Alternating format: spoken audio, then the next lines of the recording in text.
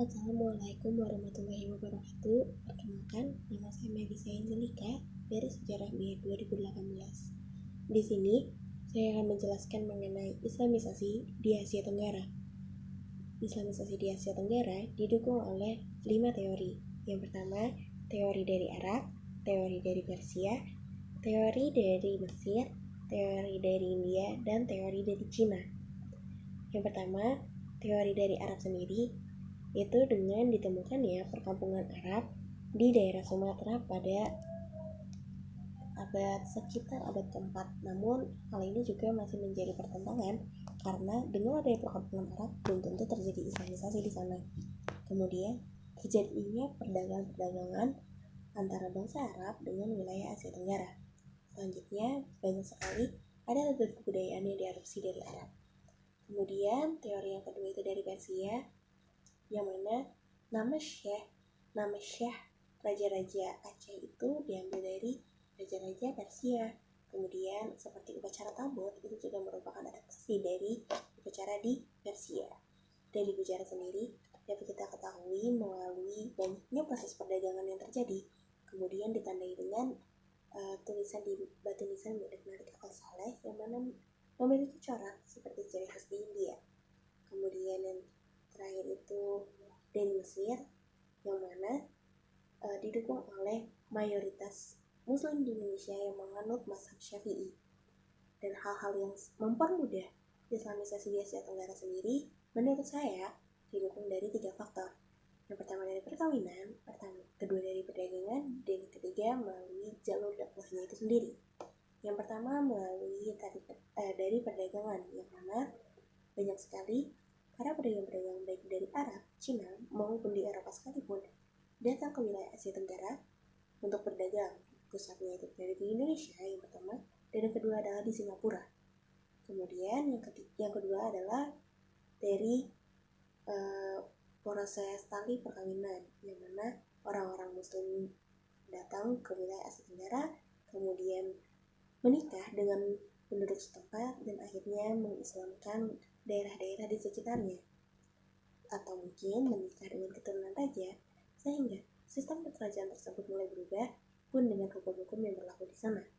Dan yang ketiga adalah jalur dakwahnya, yang mana Islam sendiri menyebarkan melalui cara yang damai.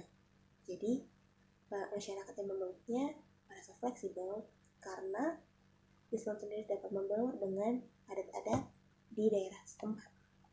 Nah, Islamisasi di Asia Tenggara itu banyak sekali. Di Indonesia sendiri didukung oleh 4 teori, yaitu teori Persia, dari Arab, Gujarat, dan Cina. Nah, seperti yang tadi saya jelaskan, itu merupakan contoh bukti-buktinya, salah satunya itu dari Indonesia juga. Kemudian, di Indonesia sendiri dari 2 faktor, yakni dari perkawinan dan perdagangan. Nah, kalau dari perdagangan sendiri, itu sudah cukup terkenal cerita-ceritanya. Kemudian kalau dari tali perkawinan pun, di mana para pedagang-pedagang yang datang itu menjalin tali perkawinan dengan penduduk setempat. Kemudian kita beralih ke Malaysia, yang mana perdagangan itu dianggap kurang efektif untuk mengislamisasi Asia Tenggara, mengislamisasi wilayah Malaysia. Jadi mereka lebih suka disebut melalui tali perkawinan, yang mana seorang muslim menikahi keturunan raja dan mengganti sistem kerajaan tersebut menjadi sesuai dengan corak Islam dan membaur dengan budaya sehingga rakyat-rakyatnya dapat memeluk agama Islam tersebut. Kemudian kalau dari Thailand dan Filipina memiliki corak yang hampir sama, yang mana mereka dua negara ini adalah negara minoritas muslimnya, karena sulitnya membaur dengan daerah tersebut, yang mana sudah cukup dikuasai oleh agama Buddha dan agama Hindu.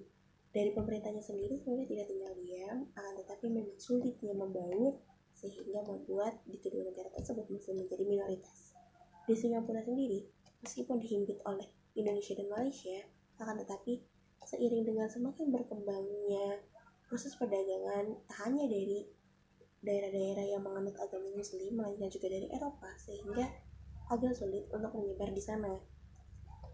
pun di negara-negara lain memiliki pola corak yang serupa, sehingga menurut saya penjelasan saya sudah sangat cukup, karena prosesnya itu tetap hanya ada 3, yakni melalui perkawinan dan perdagangan, juga dengan caranya yakni dakwah yang damai dan membaur dengan daerah setempat.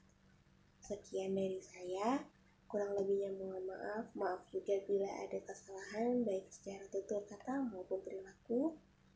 Sekian dan terima kasih. Wassalamualaikum warahmatullahi wabarakatuh.